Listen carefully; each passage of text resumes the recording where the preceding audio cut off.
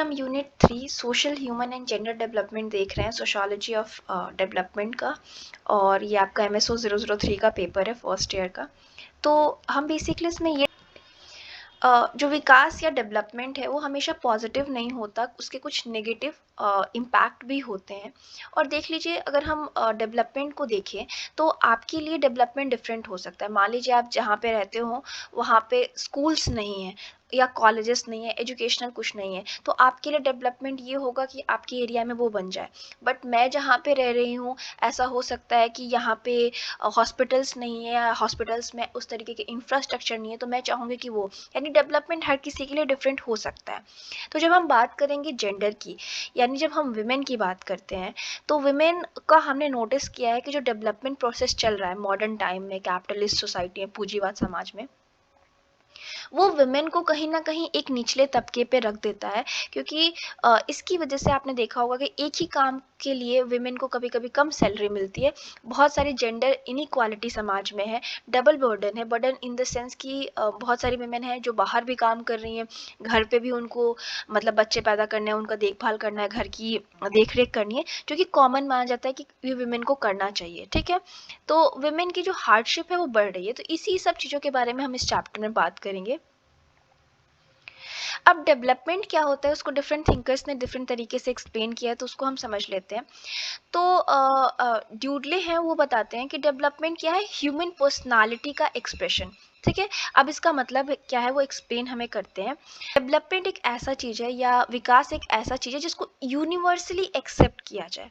ठीक है, और डेवलपमेंट का एम क्या हो कि वो इस तरीके का कंडीशन क्रिएट करे, इस तरीके का इन्वायरमेंट क्रिएट करे जहाँ पे लोगों को अपने जो पोटेंशियल्स हैं उसको रियलाइज कर सके। ठीक है, तो इसको किस तरीके से होगा, यूनिवर्सली एक्सेप्टेड। इन्होंने एक पॉइंट को बहुत, देखिए मैंने स्टार्ट में क्या कहा कि डेवलपमेंट हर किसी के लिए अलग अलग हो सकता है, लेकिन हम डेवलपमेंट को इस तरीके का बनाएं कि उसको सब लोग एक्सेप्ट करें, कहीं ना कहीं हर किसी की भलाई हो उस विकास में, और हर किसी को पता चले कि मैं किस चीज़ के लिए केपेबल हूँ।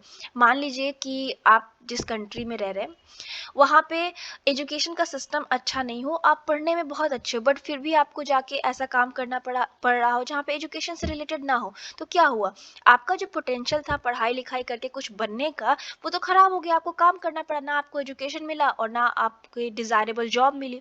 तो ये बोल रहे हैं कि हम विकास इस तरीके से करें कि हर किसी को अपना पोटेंशियल रियलाइज़ हो कि भाई मैं ये कर सकता हूँ, मैं इसमें अच्छा हूँ और मैं इसी में करियर बनाऊंगा। ठीक है, तो ये कुछ पैरामीटर्स देते हैं, डेवलपमेंट का ये एम होगा। ठीक है, तो सबसे पहले ये कि हर किसी को फूड और जो फिजिकल नेसेसिटीज़ हैं वो मिले, खाना पीना कपड़ा रहने का स्थान, ये सब मिले। दूसरा चीज़ ये बोलते हैं जॉब। अब ये जॉब का मतलब ये नहीं बोलते कि पेड एम्प्लॉयमेंट। ठीक है, मान लीजिए कि आप पढ़ाई कर रहे हो तो जॉब नहीं है ना, मतलब एक तरीके से उसमें आपको पैसा तो नहीं मिल रहा पढ़ने के लिए, लेकिन ये आपका जॉब है कि आप पढ़ के फ्यूचर में कुछ करें। या आप अपने घर के खेतों में काम कर रहे हो, उसके लिए आपको पैसा नहीं मिल रहा है, या घर को देखभाल कर रहे हो तो उसके लिए पैसा नहीं मिल रहा, तो ये भी जॉब हो सकता है, भले आपको पैसा ना मिल रहा हो। यानी किसी प्रकार का जॉब आपके पास हो, इसमें आप खुश हो, सेटिस्फाइड हो। इक्वालिटी, ठीक है, मतलब हर कोई समाज में बराबर हो, कोई ऊंच नीच ना हो। और पार्टिसिपेशन इन गवर्नमेंट, यानी सबको वोट देने का अधिकार हो, सबको अपना मत रखने का अधिकार हो, सबको बोलने का अधिकार हो, ये सारे अधिकार हो। एंड एक नेशन से बिलोंग करना जो इंडिपेंडेंट हो, इकोनॉमिकली एंड पॉलिटिकली। एक ऐसा देश में आप रह रहे हो जो आर्थिक तौर पे भी किसी देश पे निर्भर ना हो, किसी पे निर्भर ना हो, और राजनीतिक तौर पे भी। ठीक है, एजुकेशन का लेवल यानी लिटरेसी, आपको पढ़ने लिखने का ज्ञान हो, आप पढ़ सकते हो, लिख सकते हो, आप मतलब एजुकेटेड हो, आपको पता है एजुकेटेड होना क्या होता है। डेविड कॉटेन कहते हैं कि एक और ये मतलब 3 बेसिक प्रिंसिपल बताते हैं जिसको ये असली डेवलपमेंट या असली विकास कहते हैं। ये बोलते हैं कि 3 चीज़ें डेवलपमेंट में ज़रूर होनी चाहिए, justice, sustainability and inclusiveness. Justice यानी मान लीजिए कि कोई भी इंसान है, उसको डिसेंट ह्यूमन एग्जिस्टेंस का अधिकार होना चाहिए। मान लीजिए कि किसी के साथ कुछ गलत होता है, किसी के साथ कुछ भी अच्छा होता है, यानी हर कोई लॉ के सामने, सोसाइटी के सामने इक्वल है। ऐसा नहीं है कि किसी को स्पेशल वो दिया जाए। किसी के साथ कुछ गलत हुआ है तो उसका मतलब एक तरीके से उसको जस्टिस मिले, न्याय मिले, ठीक है, समाज में। दूसरा सस्टेनेबिलिटी यानी सतत विकास या सतत वो, इसका मतलब कि अर्थ का जो भी रिसोर्स है, जो भी संसाधन हमें धरती पे मिलता है, उसको हम इस तरीके से प्रयोग करें कि फ्यूचर जनरेशन को कमी ना हो और प्रेजेंट जनरेशन भी अपना खुशी खुशी रखे। और इंक्लूसिवनेस यानी हर किसी के पास अपॉर्चुनिटी हो समाज में कि वो अपने परिवार में, अपने समाज में, अपनी कम्युनिटी में कंट्रीब्यूट कर सके और सब उसे पहचाने, रिस्पेक्ट करे, ठीक है, किसी के साथ भेदभाव समाज में ना हो। तो ये डेविड कॉटन का था। ऊपर हमने पढ़ा वो डुडले का था। और भी हम पढ़ेंगे मैनफ्रेड ए मैक्स नीफ का। ये चिली जो है वहाँ से हैं और ये इकोनॉमिस्ट हैं और ये ह्यूमन राइट्स के लिए काफ़ी वो करते हैं, मतलब ह्यूमन राइट्स के एक्टिविस्ट मान लीजिए। और इन्होंने एक ऑल्टरनेटिव डेवलपमेंट की बात की एंड इन्होंने बोला कि हम लोग ना डिसइल्यूजन्ड है। डिसइल्यूजन्ड किस तरीके से, हम लोगों ने मान लिया है कि इकोनॉमिक ग्रोथ जो है, ठीक है, वही डेवलपमेंट है। मतलब आपके देश में सामान बहुत बिक रहा है, आपके देश में सामान बहुत प्रोड्यूस हो रहा है, पैसा आ रहा है, मतलब पैसे की बात जहाँ पे हो, चाहे उसके लिए पेड़ काटे जा रहे हो, पोल्यूशन क्रिएट किया जा रहा हो, पर इकोनॉमिक ग्रोथ यानी आर्थिक ग्रोथ जो हो रहा है उसको लोगों ने विकास समझ लिया है। लेकिन जो लैटिन अमेरिका में हुआ, मतलब जो ब्राज़ील वगैरह जो लैटिन अमेरिका की कंट्रीज़ हैं, वो डेवलपमेंट नहीं था कि आपने पूरी प्रकृति का नाश कर दिया, समाज का नाश कर दिया और बस पैसा आ रहा है, तो वो डेवलपमेंट रियल डेवलपमेंट नहीं है, ठीक है। तो ये किस डेवलपमेंट की बात करते हैं, satisfaction of fundamental human needs. पेड़ काट के, पोल्यूशन क्रिएट करके, मतलब बहुत बड़े बड़े ब्रिजेस और बिल्डिंग बना के डेवलपमेंट नहीं है। अगर आपकी फंडामेंटल ह्यूमन नीड्स पूरी हो रही है, यानी आपको रोटी, कपड़ा, मकान, हेल्थ केयर, एजुकेशन मिल रहा है, ठीक है, तो इसको ही आप डेवलपमेंट समझिए। ज़रूरी नहीं है कि हमेशा पैसा होने का मतलब डेवलपमेंट हो, ठीक है। इसको ये ह्यूमन स्केल डेवलपमेंट कहते हैं और इसके कुछ फीचर्स बताते हैं, जैसे कि प्लानिंग विथ ऑटोनॉमी। मतलब हर जगह की जो प्लानिंग हो वहाँ के लोगों के हिसाब से हो, उनके नीड के हिसाब से। ये नहीं कि हमने सबको मतलब जो मिट्टी है उसको एकदम हमने रोड बना दिया कि कहीं पानी जाने का ही रास्ता नहीं बचा और बड़ी बड़ी हमने बिल्डिंग्स खड़ी कर दी। नहीं, जो भी जहाँ की रिक्वायरमेंट हो उसके हिसाब से। सेल्फ रिलायंस, लोगों का इस तरीके से आत्मनिर्भर भारत का हमने आइडिया निकाला था, वैसा आइडिया कि इतना डिपेंडेंट ना हो, सब अपने ऊपर वो हो। उसके बाद जो इंटरडिपेंडेंस हैं लोग नेचर या टेक्नोलॉजी पे, जो हम लोग कहीं ना कहीं डिपेंडेंट है नेचर पे, टेक्नोलॉजी पे अपने विकास के लिए, वो बैलेंस्ड हो। ऐसा नहीं हो कि हम पूरा जो हमारी प्रकृति है, धरती है, उसका नाश कर दे और इतनी टेक्नोलॉजी हो कि सब कुछ खत्म हो जाए। जैसे एक मूवी भी आई थी, मुझे उसका नाम याद नहीं है, उसमें ये मोबाइल टावर्स की वजह से दिखाते हैं किस तरीके से बर्ड्स और ह्यूमन को नुकसान, पर ऐसा ना हो, बैलेंस्ड हो, ठीक है। और जो पर्सन है वो समाज में, मतलब उसका एक अच्छे तरीके से हो, जो सिविल सोसाइटी एक्सेट्रा जो है समाज में, या जो आंदोलन करने का या अपनी बात आगे रखने का, इस तरीके का समाज हो जहाँ पे लोग रख सकते हो, ठीक है। एंड लोकल एक्टिविटीज़ वगैरह भी की जाए, या लोकल लोग भी अपनी आवाज़, अपनी जो भी बात है उसको गवर्नमेंट तक पहुँचाए। पीपल्स डेवलपमेंट, तो ये बहुत ही इम्पॉर्टेंट एक थ्योरी है, जो कि बहुत ही इम्पॉर्टेंट प्रिंसिपल है, थ्योरी भी है, कि ह्यूमन स्किल डेवलपमेंट में पीपल्स डेवलपमेंट हो। मतलब हम इस चीज़ की रिस्पेक्ट करके चले कि समाज में अलग अलग प्रकार के लोग हैं जिनकी अलग अलग प्रकार की नीड्स है, इसीलिए हम ऑटोनॉमी दें। और जो भी रिक्वायरमेंट है, मतलब हम पर्सन की पावरमेंट करके चले। अब इसको सिंपली समझिए कि मान लीजिए कि हम दिल्ली में हैं, ठीक है, हमने दिल्ली में देखा कि अरे यार यहाँ पानी की दिक्कत हो रही है, तो हम चलो सब जगह बांध बना देते हैं और पानी का वो करते हैं। ज़रूरी नहीं है कि आप एक किसी विलेज में जाएं वहाँ पे पानी की ही दिक्कत हो, वहाँ पे कोई और दिक्कत हो सकती है, ठीक है।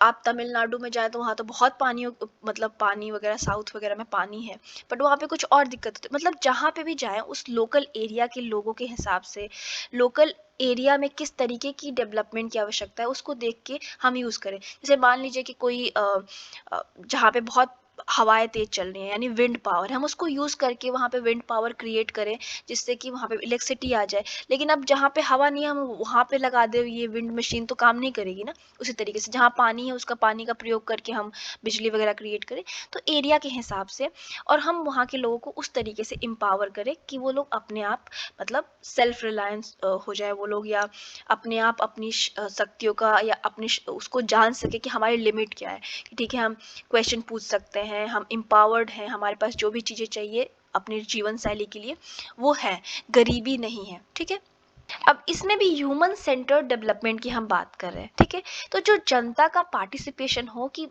आर्थिक तौर पे भी और राजनीतिक तौर पे भी डिसीजन मेकिंग में, कि आपके एरिया के हिसाब से यहाँ पे कौन सा मॉडल लगे कि यहाँ पे डेवलपमेंट हो। ये नहीं है कि गवर्नमेंट ने प्लान बना दिया और वहाँ पे वही हो रहा है जबकि उसकी ज़रूरत भी नहीं है। तो लोगों का हर लेवल पे पार्टिसिपेशन हो, लोगों के हिसाब से ह्यूमन सेंटर्ड डेवलपमेंट, यानी हम लोअर लेवल से टॉप बॉटम अप्रोच ना अपनाएं कि दिल्ली में बैठ के हमने रूल बना दिया कि तमिलनाडु के गांव में क्या होगा। नहीं, वहां से रूल बन के आए और भले दिल्ली के लोग देखें और उसमें कुछ दे सके अपना व्यूज वगैरह, लोगों के हिसाब से, लोकल लेवल के हिसाब से, और लोगों के पास पावर हो कि वो अपनी बात अपनी विचारधारा को रख सके। ठीक है, यानी पार्टिसिपेशन हो मासेस का, लोगों का अपनी डेवलपमेंट में।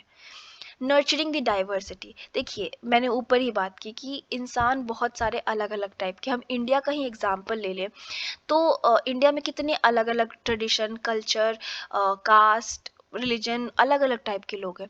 उनके हिसाब से उनको हम इतनी ऑटोनॉमी और स्पेस दें कि वो अपनी नीड के हिसाब से डेवलपमेंट की तरफ जाए, और जो डेवलपमेंट का फ्रूट है वो सिर्फ एक इंसान को जो ऊपर बैठा हुआ है टॉप पे उसको नहीं, सबको इक्वली मिले।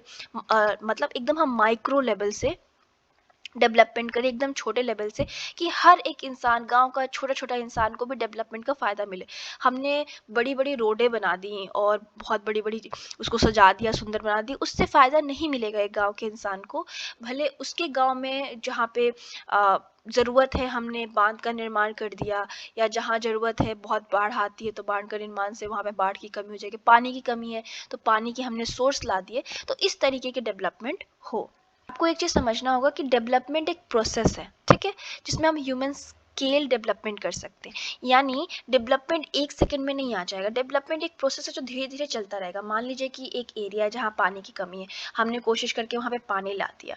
अब पानी आने के बाद ये नहीं है कि हम छोड़ दिए वहाँ पे हो गया डेवलपमेंट, वहाँ पे और भी चीज़ों की हमें इलेक्ट्रिसिटी की ज़रूरत पड़ेगी, न्यू टेक्नोलॉजी की ज़रूरत पड़ेगी, और इस तरीके से हम धीरे धीरे चीज़ों को वहाँ पे लाते जाएंगे। तो डेवलपमेंट एक लंबा लाइफ टाइम चलने वाला प्रोसेस है जो कभी रुक नहीं जाएगा। ठीक है, और इसीलिए ज़रूरी है कि हर लेवल पे इंसान उसमें पार्टिसिपेट करे, और ये भी देखा जाए कि जो इंसान पार्टिसिपेट कर रहा है उसका कल्चर क्या है, उसका वो किस तरीके के इन्वायरमेंट पे आता है, उसी के टाइप का डेवलपमेंट हो। ठीक है,